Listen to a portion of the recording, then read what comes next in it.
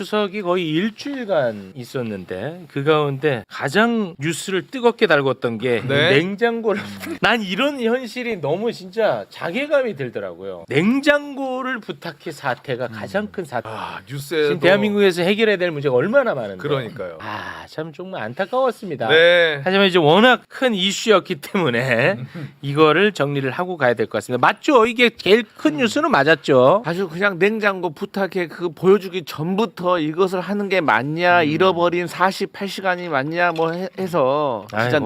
난리 쳤는데 네. 제가 아주 따끔하게 혼냈습니다. 이 한마디로. 아, 종편에서요? 야 너희들 윤석열이 대통령 할 때 오송 참사 났을 때 윤석열 어디 있었어? 폴란드에 있었지. 네. 근데 그 소식 받고 한국 바로 왔어? 아니, 안 왔지. 내가 간다고 달라질 게 없다. 그래 맞아요. 내가 간다고 달라질 거 없다는 찍소리 못하더니 이제 와서 K푸드 홍보한다는 우리 대통령이 예능 나온다고 하니까 이렇게 그렇지. 찍어대냐? 어. 제가 매섭게 혼냈습니다. 아무 아무 말 못해요. 아무 말 못해. 야 이건 아무 말 못해. 아무 말 못하지. 이건 사실 좀 아니 너무. 내가 가도 할 게 없다는데 그 대통령이에요. 내가 가도 할 게 없다는데. 그렇지. 그런 말을 한 것을 되돌려줬는데 지네들이 어떻게 네. 말을 합니까? 근데 그 말은 사실은 사실이었어. 와봐야 맨날 늦게 출근하고 했으니까 사실은 사실이었어. 그러긴 하지만. 슬픈 사실이었어. 네, 그래도 네. 와야지. 그렇습니다. 네. 자, 뭐 다 말씀을 해주셨는데 그래도 이제 또 모르시는 분들이 계실 것 같아서 간략하게 정리를 하고 가도록. 이재명 대통령이 K푸드를 알리기 위해서 냉장고를 부탁해 출연한 것을 두고 대통령 자격이 없다고 맹 비난을 퍼붓고 있는 국민의힘. 네. 특히 이 주진우가 첫 테이프를 끊어요. 주진우가. 신이 났어. 근데 나는 진짜 더 큰 문제는 뭐 이따가 하나하나 좀 다루겠습니다. 네. 더 큰 문제는 뭐냐? 주진우가 그동안에 의혹 제기한 것들 중에 제대로 된 게 있었나요? 그러면은 주진우의 의혹 제기는 힘이 없어야 돼. 근데 주진우가 뭐 의혹 제기하면 이거를 굉장히 주요하게 언론이 다 받아줘. 그러네. 난 이게 가장 큰 문제라고 봐요. 네. 나는 너무 속상합니다, 진짜 이 자체가. 근데 주진우의 그 페북 자체는 방탄 페북이거든요. 그러니까 자기 자신의 특검에 대한 수사를 막기 위해서 이제 관심을 돌리는 용도로 그 페북을 남용한 건데 네. MC님 말씀하신 대로 그걸 갖다가 언론에서 다 덮어주니까 네. 이거 정말 주진우를 위한 언론 아니냐. 그러니까. 뭐 이런 생각이 정말 들 정도로 너무 심하더라고요. 화가 납니다, 언론은 진짜. 기본적으로 취재를 해야 되잖아요. 사실관계 확인을 하고 기사를 써야 이거 되는데. 페북만 쓱 보면 그렇지. 되잖아. 그리고 그대로 따옴표 따오세요. 그리고 뒤에 숨으면 돼. 뒤에 숨어. 어. 그게 문제예요. 그게 그러니까 문제야. 그럼 언론일 이유가 없지. 아니 누구든지 페이스북이나 이런 페북 이런 거 보고 보도할 거면 뭐하러 기자가 필요해요. 그렇습니다. 그냥 보면 되지. 기자라고 하면 최소한 양심에 이거 취재해서 사실인지 아닌지 확인하고 나서 기사를 써야 되는 거예요. 그럼 기자의 자격이 없는 사람들이에요. 네. 그런 기사를 쓰는 사람들은. 자, 그러면 사실관계만 일단 잠깐 정리를 하고 여러분의 논평을 좀 들어보겠습니다. 주진우 의원이 문제 삼은 것은 국가정보자원관리원에 화제가 났는데 대통령이 아무것도 하지 않고 한가하게 예능 프로그램에 출연하는 게 부적절하다. 이런 비판이야, 간단하게 얘기하면. 근데 에이펙을 앞두고 K푸드 홍보를 하기 위해서 국가정보자원관리원에 화제가 나기 한참 전에 네. 화재 나기 한참 한 3주 전에 냉장고를 부탁해 녹화 일정을 잡아둔 상태였던 거예요. 미리. 예. 근데 이걸 두고 이제 난리를 치고 있는데 그러면 진짜 이재명 대통령은 화재와 관련해서 아무것도 하지 않았느냐? 주진우의 말처럼. 예, 요거를 한번 좀 간단하게 정리하고 가겠습니다. 자, 그러면 한번 좀 정리를 해주시겠습니까? 네, 9월 26일 오후 8시 20분에 국가정보자원관리원에 화재가 발생을 했습니다. 당시 이재명 대통령은 귀국길에 있었고요. 비행기 안에 있었습니다. 그리고 26일 오후 8시 40분에 이재명 대통령이 서울공항에 도착을 했고요. 그러니까 귀국하자마자 바로 대응에 들어갔습니다. 그래서 26일 날 밤부터 9월 27일 새벽까지 이재명 대통령이 상황 점검을 했는데 위기관리센터장이나 국무위원들의 보고를 받았고요. 실제 회의만 10여 차례 한 것으로 알려지고 있습니다. 그리고 9월 28일 오전 10시 50분에 이게 이제 그날 냉장고를 부탁해 녹화 있는 날이었거든요. 네. 오전에 이재명 대통령이 비상대책회의를 주재를 했고요. 그리고 오후에 냉장고를 부탁해 녹화를 하고 끝나자마자 바로 5시 30분에 이재명 대통령이 중대본 회의를 직접 주재했었습니다. 네. 뭐 문제되는 부분이 있을까요? 안 한 게 있나요? 다 재난 대응하고. 예. 그리고 미리 잡아놓은 그리고 목적 자체가 에이펙을 앞두고 K푸드 홍보를 위해서 출연을 하고. 네. 그래서 아무튼 이 주진우 덕분에 JTBC만 대박을 터뜨렸어요. 이 냉장고를 부탁해 이 편성을 하루 뒤로 미뤘거든요. 네. 그랬음에도 불구하고 시청률이 어마어마하게 껑충 뛰었습니다. 이렇게 네. 급상승을 해버렸어요. 이게 일반적으로 1.8에서 1.4% 정도였잖아요. 근데 이게 이재명 대통령 부부가 출연한 그 편에 대해서는 8.9%가 나왔어요. 이게 7.5%가 상승한 건데, 그러니까 평상시에 냉장고를 부탁해 시청률의 6배에 달하는 네. 엄청난 시청률을 보여줬죠. 네. 뭐 이 건에 대해서 뭐 길게 논평할 건 없고요. 네. 간단하게 한 마디씩만 듣고 넘어가겠습니다. 저는 사실 이 냉장고를 부탁해를 반영하기 전에는 하도 난리니까 좀 걱정되는 마음이 있었어요. 아. 그런데 이것을 실시간으로 시청을 하니까 야 찍길 잘했다. 나는 우리 대통령 정말 잘했다라고 생각이 들었는데 그 네. 이유가 뭐냐면 보신 국민들은 알겠지만 이재명 대통령 부부가 그 프로그램을 통해서 K푸드 홍보에 대한 패러다임을 바꿨습니다. 지금까지 한식에 대한 세계화는 해외 음식과 우리나라 음식을 섞어서 퓨전화 시키는 거였어요. 그렇기 때문에 요리 전문가가 아니면 퓨전 음식을 만들기가 사실 어려웠던 부분이 있었습니다. 그런데 이재명 대통령께서는 이제는 가장 한국적인 음식 그대로를 우리가 세계에 알려야 한다라고 말씀하셨고 거기에 관련된 게 시래기라든지 여러 가지 나왔거든요. 그래서 저는 보고 나니까 정말 홍보가 잘 됐구나라고 생각해서 저는 전혀 문제될 게 없다는 걸 느꼈습니다. 네. 아니 저는 이렇게 얘기를 하고 싶어요. 이거를 가지고 마치 이제 예전에 윤석열이 그 유서혁 씨가 진행하는 거기 나온 적 있었잖아요. 그건 때문에 아, 비난을 많이 뉴스퀴즈. 했잖아요. 그걸로 비교. 뉴스퀴즈. 어때? 뉴스퀴즈. 뉴스퀴즈 뉴스퀴즈에 나와가지고 그때 막 이제 뭐 공격을 했죠. 비판을 받았어요. 네. 그걸 가져오면서 그때는 비판은 이거는 이렇게 얘기하는데 전혀 다른 차원이에요. 왜냐하면 그날 그 프로그램을 보신 분들 알겠지만 이재명 대통령 부부가 출연했던 그 프로그램엔 본인 홍보가 하나도 없어요.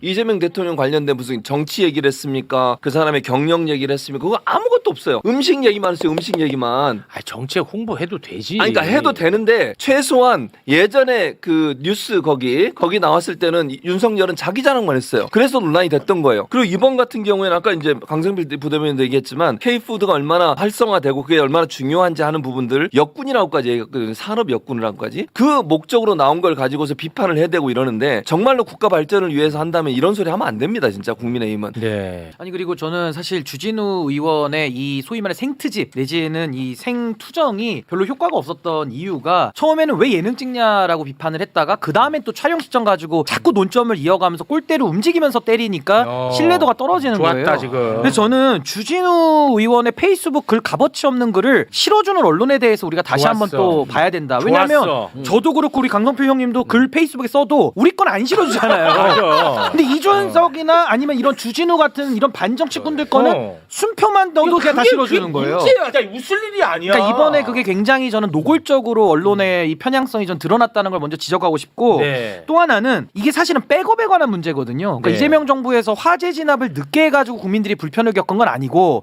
많은 분들이 불편을 겪으신 거는 이중 장치를 안 해놨기 때문에 네. 고통을 겪은 거예요. 그러면은 주진우 의원도 전 정권의 법률비서관으로 아, 책임 있는 자예요. 몸을 담근 사람이 어떻게 이렇게 유치이탈식으로 좋았다. 비난을 하느냐. 그리고 마지막으로 그럼 대통령은 화재 진압 다 지시했고 다 불 다 껐는데 아무 일도 하지 말라는 겁니까? 아니 에이펙 행사도 있고 통상 관세도 있고 챙겨야 될 현안이 민생이 얼마나 많은데 좋았어. 이걸 다 하지 말라는 뜻이냐. 그래서 맞아요. 저는 이번에는 언론이 부풀린 좀 그 네. 부분이 굉장히 컸다. 아, 좋다. 근데 제가 뭐 조금 뭐 불편할 수 있는데 제가 한마디는 좀 하고 싶어요. 뭐냐면 지금 너무 좋은 얘기야 다. 네. 근데 우리 대통령실도 나는 좀 겸손하고 눈높이를 낮추고 다가서려고 하는 모습은 좋아요. 네. 그게 제 철학과 또 맞잖아. 그렇죠. 난 그건 좋은데 너무 터무니없는 것에 대해서까지 그럴 필요 없다. 좀 자신감을 좀 가져라. 아, 이번에도 우리 적극적으로 대응했다. 하지만 방금 말씀하신 것처럼 대통령이라는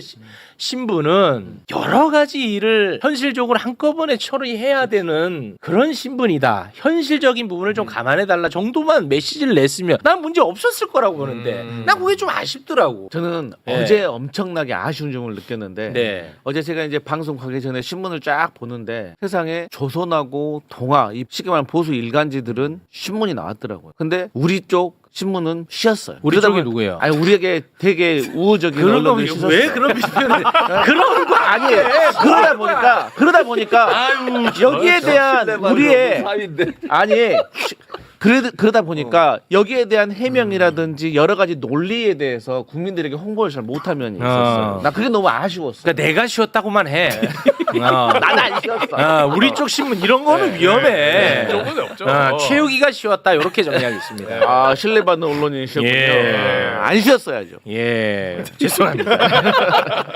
아, 이게 가장 큰 이슈였다는 것. 이거를 지금 밀린 뉴스 가운데 첫 번째로 다뤄야 되는 이 현실이 그러니까요. 너무나 개탄스럽습니다. 아니 근데 결과적으로는 주진우 의원이 본인을 다 그냥 내던지고 네. 결국 냉부회를 띄워준 거예요. 그건 맞아요. 그러니까 결론적으로는 또 잘 된 거지만은 그 네.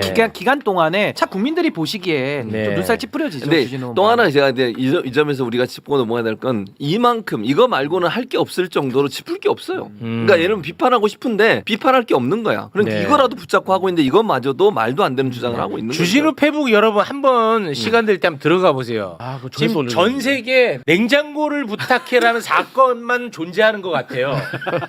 내 체감상 수십 개가 올라가 있더라고 맞아요. 진짜로 어마어마하게 올라가 있어요. 냉장고 관련해서. 예, 냉장고만.